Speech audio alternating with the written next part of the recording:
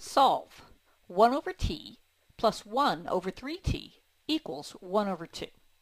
Well, since our variables lie in the denominator of our rational equation, then I need to bring these variables up into the numerator. And the way to do that then is to multiply everybody by the least common denominator, or both sides by the least common denominator. So looking at all three of these, the lowest common multiple of t, 3t, and 2 would be 6t. So that means, and I'll go ahead and give myself a little bit more space, so let me write this again.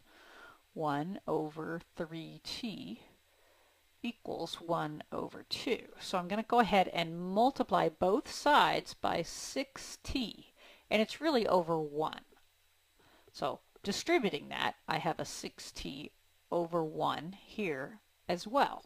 And then I'll just write it on this side, a 6t over 1 as well. So I've multiplied both sides by 6t.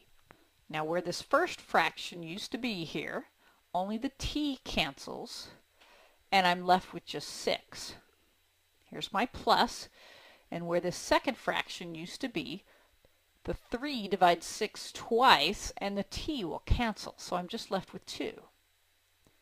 And then on the other side of my equal sign, where this fraction used to be, t divides 6 3 times, so I have a 3, and then I have a t.